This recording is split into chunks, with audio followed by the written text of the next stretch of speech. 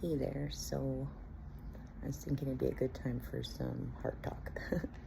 I'm really trying to just catch myself in the moment as I, make these connections within myself. And I'm sure I'm not the only person that carries some habitual patterns of codependency because of most likely how we were raised. Some of us were raised to be parents from the get-go. Something happens when you're programmed to take care of others before you take care of yourself. And forgive me if you hear background noise. There's people playing in the pool outside.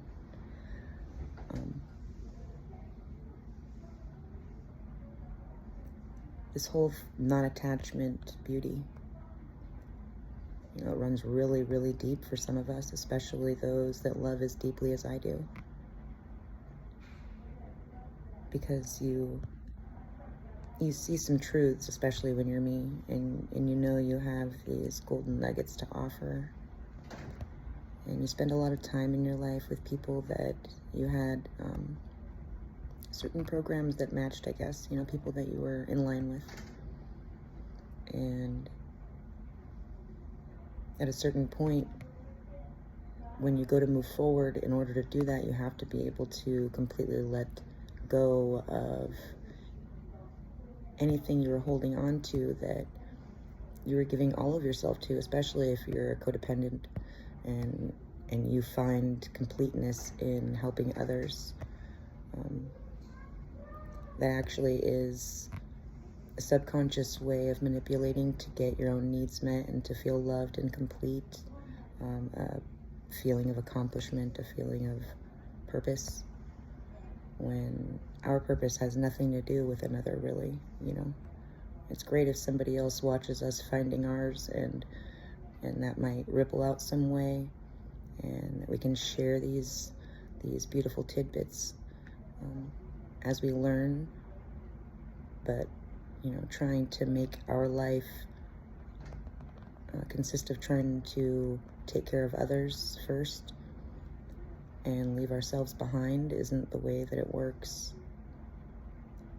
And the amount of pain that comes and heartache that comes when you have to deal with that emotion of holding on to something that you had hoped for so long and just didn't realize it was a thought program, a timeline that you were holding on to that literally could not recreate anything but itself. The entanglement is so braided together that you can think that you can revisit a situation from a different phase, but you can't unless there's a complete reset. And then once there is, you really are okay just the way things are, and just as yourself, knowing that just by observation, if something was meant to be or matched you where you were at, they would already be in your presence. And that's proof enough that that's not actually something that meets you where you're at anymore. And chasing it is really just trying to jump on an old timeline that has the only option to repeat itself. Just sit and think about it, how is it we think we can go back to the past and then recreate a different outcome with the same trauma bonds and the same situations that exist? It has to be a complete reset for each person, and they have to be able to let go and move on. And for me, it's always been really important, and I didn't realize that's what I was doing, but I've always felt like I should leave something better than I found it.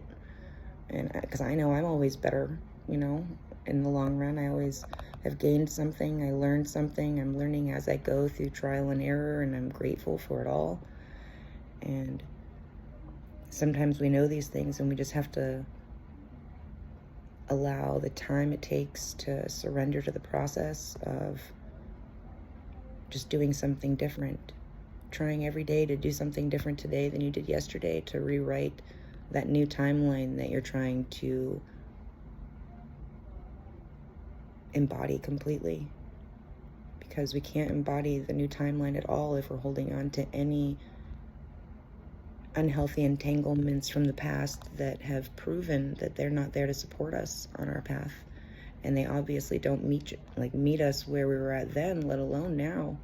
You know, the timelines are just getting further apart, unfortunately, in some cases.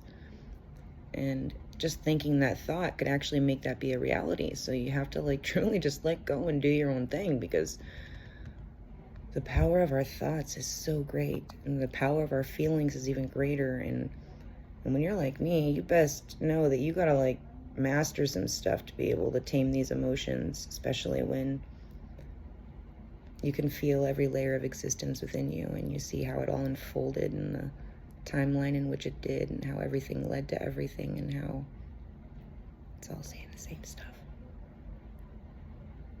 I mean, that's so much more beautiful to focus on. The divinity that I am, accepting that just as I am, with, you know, it almost feels like it would be a sacrilege to bring something in that wouldn't honor me for what I am. And I love the fact that I use the word sacrilege, because I'm anything but religious, but you get it, you know?